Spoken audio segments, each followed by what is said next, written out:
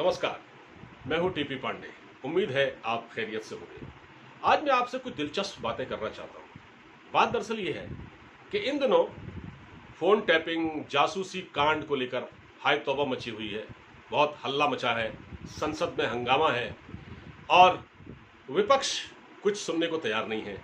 विपक्ष ने आरोप भी लगा दिए हैं, बड़े संगीन आरोप लगाए हैं, लेकिन वो जवाब सुनने को भी तैयार नहीं है। ये पूरा एक माहौल बनाया जा रहा है।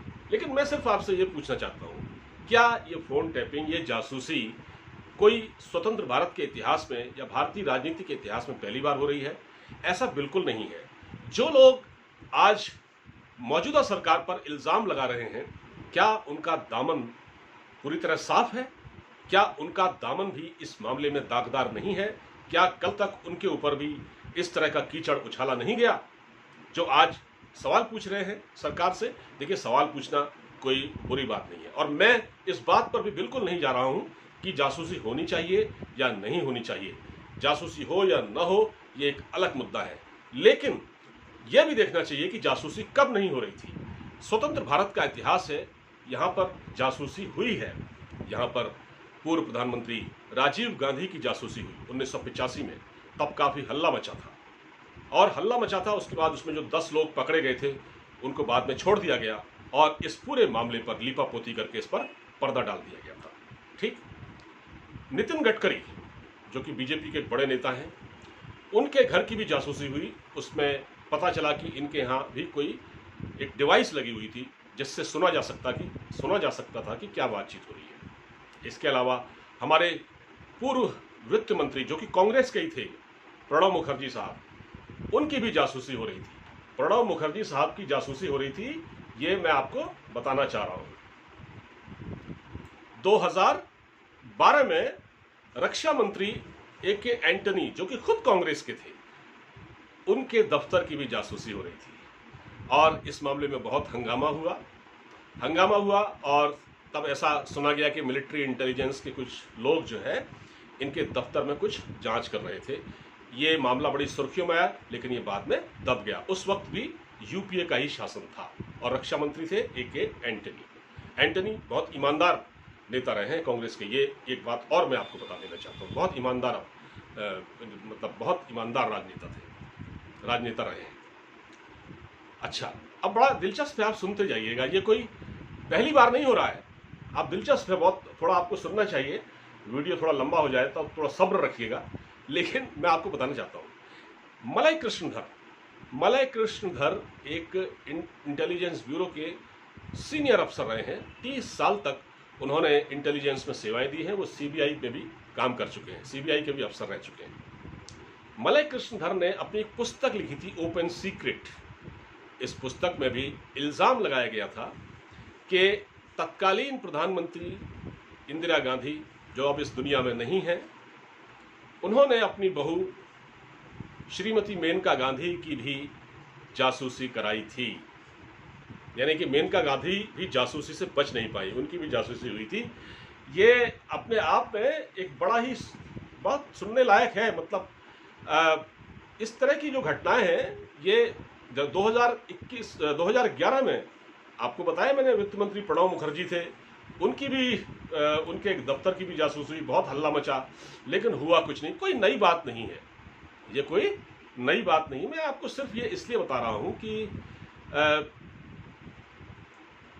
ये आजकल जो हल्ला मचा हुआ है ना, जो एक इजरायली सॉफ्टवेयर के जरिए पेगासस स्पाईवेयर, इसके जरिए कुछ राजनेताओं की जासूसी कराई गई, जिसमें जनाब राहुल गांधी, जनाब प्रशांत किशोर, प्रहलाद पटेल बीजेपी के ही हैं, अश्विनी वैष्णव वो भी बीजेपी के ही हैं और वो आजकल रेलवे मिनिस्टर हैं। उनको शपथ भी दिलाई गई अभी हाल ही में।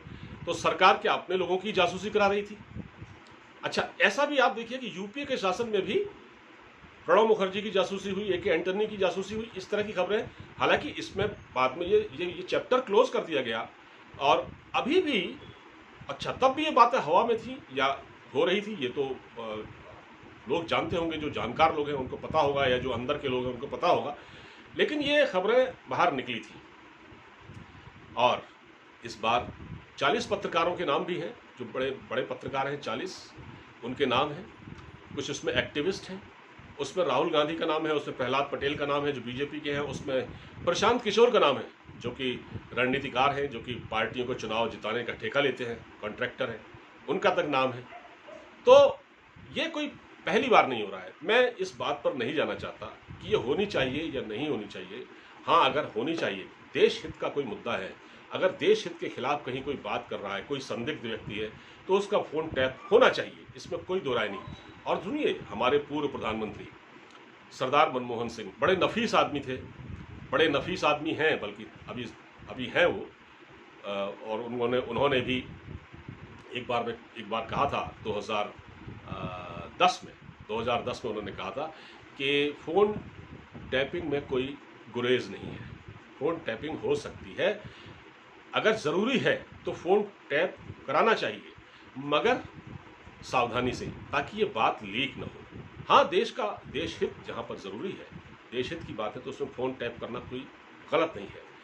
आपने एक नाम सुना होगा अमर सिंह का। अमर सिंह भारतीय राजनीति में एक ऐसे नेता थे जिनकी हर पार्टी के अंदर पैठ थी, हर फिल्म इंडस्ट्री में भी उनकी पैठ थी, हर राजनीतिक दल में उनकी पैठ थी, चाहे बीजेपी हो या कांग्रेस हो या एनसीपी हो, सभी के अंदर वो एक तरह से छाए रहते थे।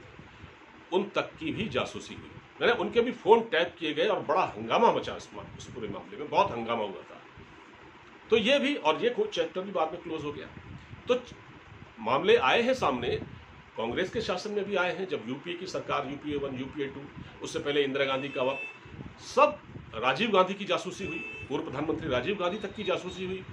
और उसमें मैंने आपको बताया कि 10 अफसर, माफ कीजिए, 10 लोग उसमें गिरफ्तार किए गए थे, पकड़े गए थे, उनसे पूछताछ हुई थी, बाद में उनको छोड़ दिया, फिर लीपापोती हुई, अब वो चैप्टर क्लोज है।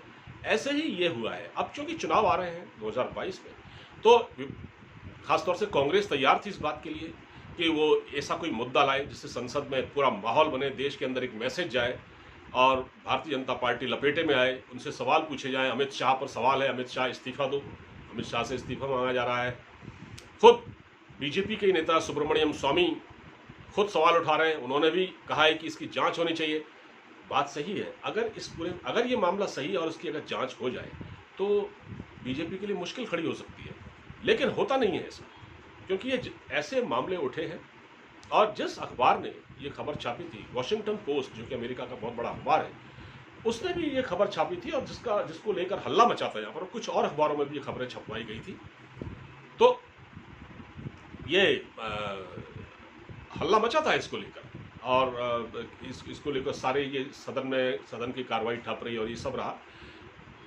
मगर उस अखबार को भी कुछ फैक्ट क्लियर नहीं है, उसने भी हवा में तीर छोड़ा है, उसने भी कई तथ्यों की जांच नहीं की और इसको ऐसे ही एज इट इज पब्लिश कर दिया। तो इसका मैसेज, और भारत में जो विपक्ष था इसके लिए तैयार बैठा हुआ था, और ये बड़े सोचे समझे तरीके से कराया गया है और ये कराया जा रहा है चुनाव आने तक। अब मैं फिर कह रहा हूं कि चुनाव आने तक, 2022 तक, और भी कुछ ऐसे मामले सामने आ सकते हैं सरकार को घेरने के लिए। ये हमेशा होता आया है और जासूसी कोई पहली बार नहीं हो रही है।